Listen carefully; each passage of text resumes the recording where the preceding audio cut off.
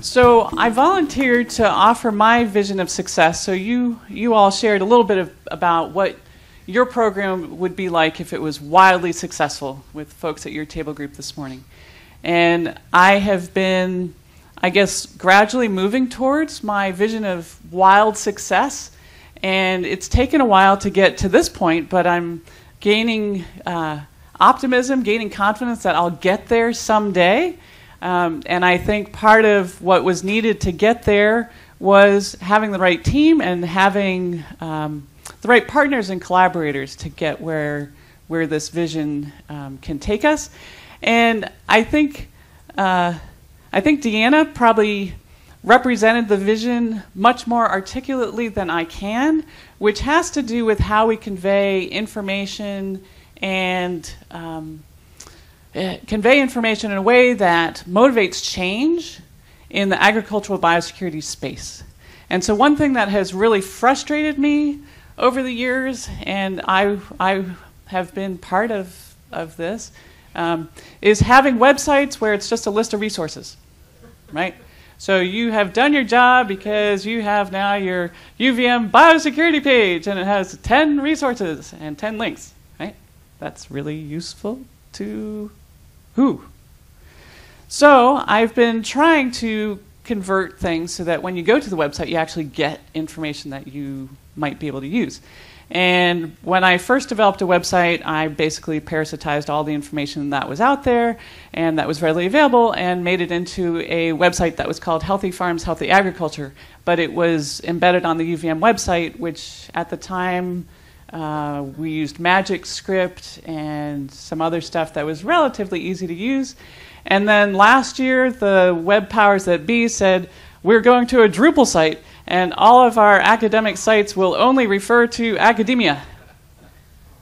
So all of my materials had to be taken down, which was about the right time, because it's time for them to get rejuvenated and renovated. And I had been, I had this idea in its egg, and the idea in the egg was that we were going to develop a website that was independent of a university, so they can do what they want to their website, and I can do what I want to my website, and make it such that it's easy for people to navigate to the information that's meaningful to them.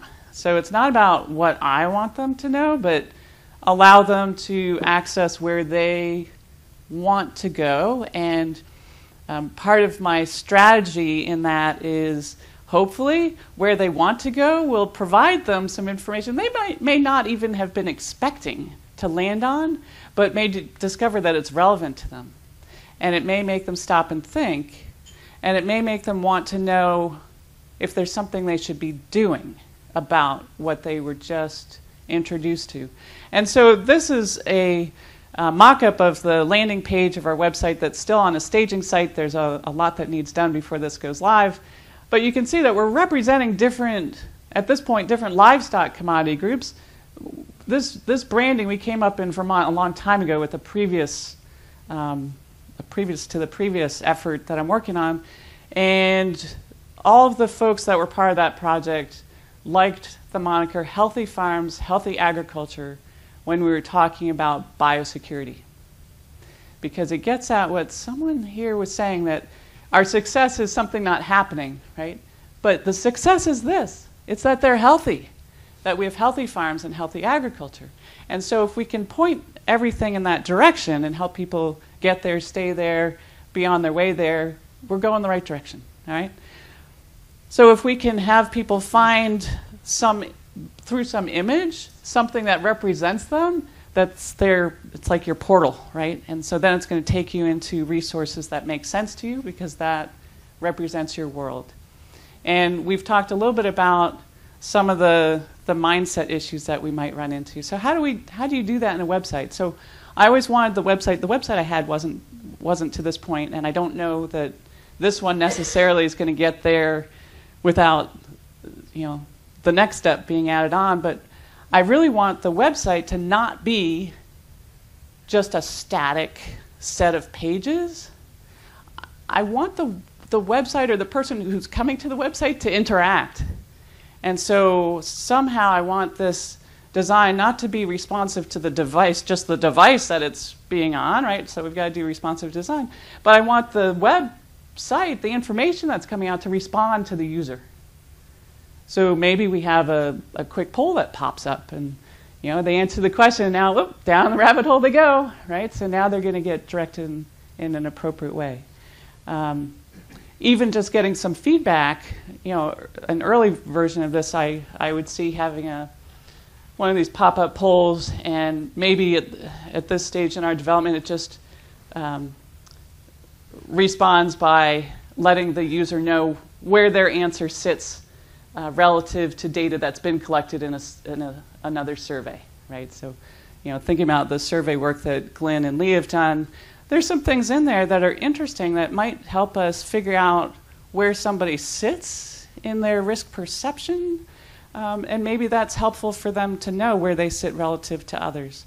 Maybe that gets at what Asim was talking about yesterday about their sense relative to their peers, and are their peers social norming in one direction or another, and how do we help navigate towards norming towards protection of health in our agricultural endeavors. So there's one side that we are in the process of developing that will be the content side, and it's not our intent to recreate content. So we may be using existing content to present it in new ways, in useful ways, but we also want to be able to promote content or outputs that can be accessed or utilized. We want to be able to promote that content or promote getting people to the secure milk supply plan builder that already exists somewhere else, right? So we want to be able to get them there from our site. It doesn't have to be in our site, right? So we've got, I've got colleagues at different institutions. I've got colleagues here at University of Maryland. We've got colleagues at North Dakota State who've developed videos about biosecurity. They're really well done videos. Well, I don't need the video in this site, but people everywhere need to know about these videos if they apply to them, right? So if it's a video about avian biosecurity, then anyone who chooses the bird picture, right, should be able to find these resources that already exist. Some can be ported into our site. Some it's a matter of figuring out how to like or follow the Facebook pages where those reside on their own institutional feed so that they're findable. Deb earlier was talking about tags, right? So we're looking ahead to our development of tags and the taxonomy underlying the site so that we can tag things in a way that helps make them searchable and helps people contribute to the site in the way that makes the most sense, because they're going to know their resources best. And so if they can identify from the taxonomy where it fits, right, apply the tags, then it can go in and be linked into the right place. There are a number of entities that already exist. I'm most familiar with the ones on the animal side. I specifically invited folks from the plant biosecurity world to help me and help others here understand what are the networks already in place that are communities of practice where information resides and is shared. And I know that the plant side has a number of resources that are developed in this way, where there's the public-facing side where people can go in and click on a picture and get identification of whatever pest or disease it is. And then there's, I think there's also resources for those diagnosticians to be sharing among themselves what's going on. This site won't do exactly that, but it'll be at the level of the folks, like most of you in the room, who are academics or an extension, where we are interfacing with the people who are going to make the management decision. They're going to choose to do or not do a particular practice that can affect the health of the plants or animals in their system. And we have a lot of stories to share. And one of the things that is part of this site it actually isn't on this one yet, but there's a place where I don't know if Joanna knows what we're going to call it, if it's going to say register here. We're going to have some name up on that top menu line that's for the people like us to go, and we log in, and now it's just us, right? Where we can share our stories, we can share our pictures, we can share our videos, we can share anything that we think is worth sharing among others like us that we're willing to share, and share it in a way that we're willing for other people to share. So there was some conversation about maintaining confidentiality, so there are times when that's important, okay? But there still can be a shareable story that happened, all right, that can be shared. And what I don't know in that vision is, what does that look like? What makes that work, right? And I don't know, I know some people who have stories, but I'm pretty sure that you all have stories, and you know people who have stories.